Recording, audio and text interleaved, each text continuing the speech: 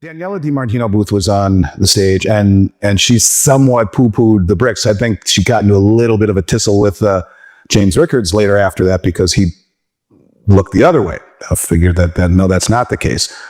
The theme of my presentation is that the BRICS are more dangerous than ever, and dangerous might not be the right word, but I think they're becoming more legitimate than ever.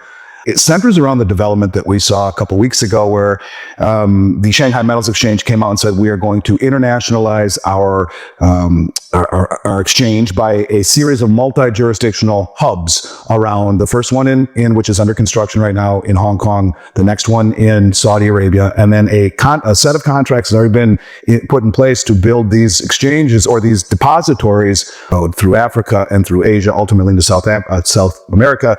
And you look at some of the other exchanges that just have come to rise, like in Singapore. We see the growing sentiment of not only the Shanghai Exchange, but the exchange in Dubai. We're going to have an exchange in Moscow that's going to gain prominence. You're going to have an exchange with the BRICS. The whole idea and their announcement that the yuan is now convertible into gold on the Shanghai Exchange using that moment exchange rate for yuan, not converting into dollars, but for yuan. In other words, the yuan is being internationalized, and they came out and said this. So you can see the chess pieces are being put into place where they're going to internationalize yuan and trade it over their bridge platform, which they announced as well. 3 weeks ago, they made the announcement that the renminbi cross-border payment system, which is mBridge, integrated and already fully operational with 11 countries in Southeast Asia, the Asian countries, and 5 in the Middle East, which at present time represents nearly 40% of global GDP. I think 38% was the exact number. So you got those countries, and then you have the BRICS, but then you have the Belt Road and the Shanghai Cooperation Organization. Each one of those two organizations alone account for, the SCO accounts for 50% of human population, 35% of global GDP. Now, there is some crossover in the Belt Road, which is 70% of human population and about 50% of global GDP. You can add in other organizations like the Asianic countries I mentioned, the Eurasian Economic Union, like Kazakhstan and Russia. There's crossover. Entities are closely aligned with the BRICS. They're not in the BRICS, but all closely aligned. And the whole premise of what I am talking about is that, first and foremost, the mistake the people in the West make is they think in terms of seconds and days. You can see these are very strategic moves that are being made to open a series of multi-jurisdictional branches of the Shanghai Metals Exchange and others that aren't directly correlated with Shanghai Metals Exchange, but they're all connected. And the premise is that every one of the countries where these exchanges are built will all deposit little bits of gold in all of the exchanges. So I put some gold in here, and everyone does that. And that way, any imbalances, whether it be once a month or once a quarter, is settled in gold, and it will ultimately be in various jurisdictions. So the pieces are being put into place. Now, when you think about the Belt Road, when you think about Shanghai Cooperation, when you think about all of these groups, Asianic countries, Middle Eastern countries that aren't in BRICS, it's substantial. And the one pushback that people like Daniela make is that they're not legitimate enough. They're a sideshow. They're not big enough.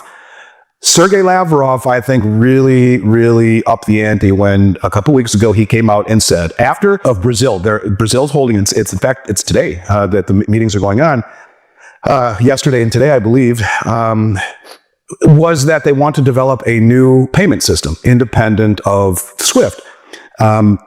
That's what this is. But Lavrov came out and said, well, that's what they want to do. Great. We're going to open up this new technology to non-BRICS members. However, it's not compatible with the pound, the dollar, or the euro. So they're keeping the West out. But now put it in context of what I just said with the Belt Road, the Shanghai Cooperation Organization, the Asianic countries. If they are all involved and closely aligned with the BRICS and the BRICS nations, but not BRICS, and they are going to open this payment system up, which allows for payment in local currencies, which only strengthens making the trade going back from dollars to the other currency. You got 4 conversions back and forth, and all of this time. This new bridge platform settles in 7 seconds, not 3 to 5 days that SWIFT does. This new platform has a 98% reduction in fees.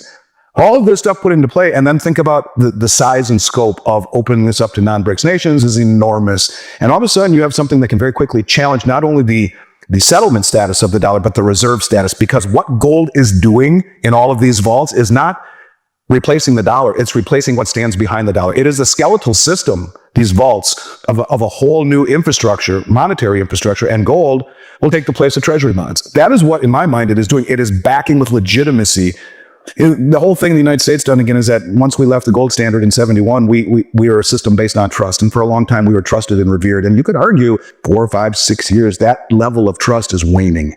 And I think the world has gotten tired of promises of a country that won't get its fiscal house in order, that continues to go around bullying. You know, Trump says, you nations who do this with the BRICS, another 10% tariff. That's not a tariff. That's a sanction. This is what's pushing them all together to begin with. So I think Lavrov's comments are massive.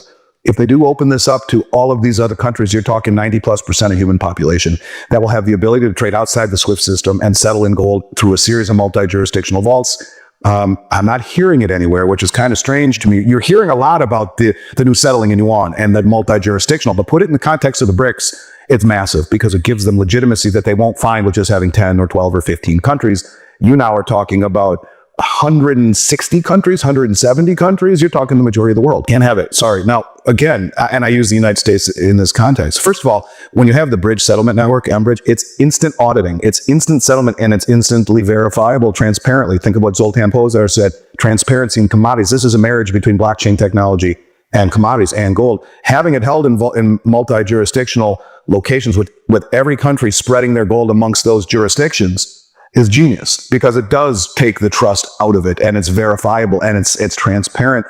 And that's exactly what it is. That's exactly what it is. Having it held in one location, you end up making the wrong choice by partnering with the wrong side, and you get locked out of your assets. And that's Venezuela would make that choice. And it's not for us as the world reserve currency to determine that. Ask the people in the Middle East if it was justified destroying their country, toppling their regime, and didn't find the weapons that they said were there, and they're still there. So I'm not saying that America is holier than thou. I'm proud to be an American. I really am. I thank God every day for it. But the rest of the world would say, well, that's hypocritical, that they can do this. They can destroy a country, topple the regime, occupy 22 years later, figure that they can pass judgment on another country's actions. It's not fair. We should not be the judge, jury, and the executioner is the bottom line. And I think that's the model that they're trying to go far away from. And that is that, yes, China may have a very significant role in all of this, but by putting the vaults all around the world in different countries, with instant auditing on a blockchain network, you are as trustful as you can possibly be in a system that isn't controlled by one player, even if one player is slightly more dominant in things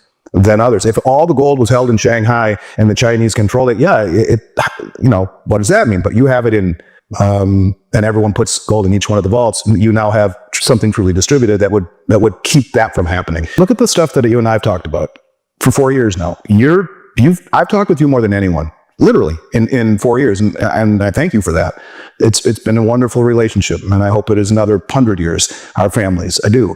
But the things that I talked about with you 4 years ago, no one was saying, and I can say that no one was talking about the draining of the COMEX. I was. What's happening? The COMEX and the LBMA are being drained. No one was talking about BRICS. I was. BRICS wasn't the thing. Saudi Arabia wasn't even thinking of it.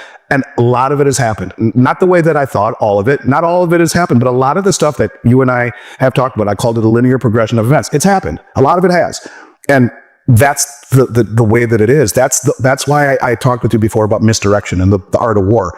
We live in a world where things are very competitive, and world reserve currency, investments, direction of investments, all that stuff is proprietary and private, and there is no reason that anyone worth their salt would tell the world what they're doing. So they do the opposite, or they drop crumbs, and you can see the crumbs as you continue to research it, and you have to. And this is one of the reasons that people aren't successful in investing, largely because they don't take the time. If they spent the fraction of the amount of time researching to safeguard their money as they did making the money, they would be a whole heck of a lot more money in the bank and food on the table. They come home, they're tired. I mean, when I walked into this room today, you said, it's tiring, isn't it? I mean, yeah, it is, because we've been working hard at this show for 2 days. It's tiring. And the last thing you might want to do at that point is dig into geopolitical events and, investments. And that's what I have an advisor for, right? Let him do it. Well, that's the problem. And I think you have to do that nowadays. The world has gotten to a point where, yes, you can find the crumbs, you can see the crumbs, you got to dig to find them, put them together and make your own. That's why, I think there's 3 sides to every coin. There's one side, there's the other side, but there's the middle, the rim. So you look at both sides of the coin and then figure out that third side. What does it mean to you? Now, that might be the best analogy, but that's the only analogy I can give you, is that none of this will ever be easy. None of it. And by the time it's on the mainstream, which appears easy, the big people have already way positioned themselves, and they're sitting, the old adage, on the deck chair of, sipping a cocktail, watching all of this happen. You need to make these decisions. And that's what I try to do. And I haven't been right on everything, but That's really what I try to do, and try to be a little bit different in this industry by researching, finding something, tracking it, and seeing how it all plays out, and continuing to find new things. Like, a lot of people are talking about what I am with the BRICS and with the new yuan settlement into gold, but I've heard no one talk about Lavrov's comment that they're opening it up to non-BRICS nations with the exception of the pound, the euro, and the dollar. Well, to me, that's about as big as it gets, because that hits at the heart of the naysayers who say they're not big enough. Yeah, they are. If they open this up and allow, just like, for example, Switzerland was allowed to trade with the European Union with treaties, it's the same thing. It's opening up trade with all of these nations, even though they're not the BRICS nations. They're trading with the BRICS nations because of this new settlement system. And if you realize that China's entire goal is this Belt Road Initiative and all of the countries within it, there's hardly a country on the Belt Road that's in the BRICS, one or two. But now you've just opened it up to 75% of human population, and all of these countries in the Belt Road are being industrialized. They're underdeveloped and they're resource rich. So China brings them into the fold, and all of a sudden you have all of these people and all of this growing infrastructure that is settling outside the dollar. And instead of buying treasuries, buying commodities and gold to offset that for the rest of the world, and very bad for the dollar. And it's one of these things, because it's so drawn out, the little by little by little, and not the all at once, and people just dismiss it and poo-poo it. There will come that all at one moment, maybe long after we're gone. I don't know, maybe next week. I don't know. But if you don't see the little by little and the chess pieces that are being put into place, then you're not paying attention. But to your point, you got to dig. You won't find it on the evening news or on Fox News or anywhere unless you dig.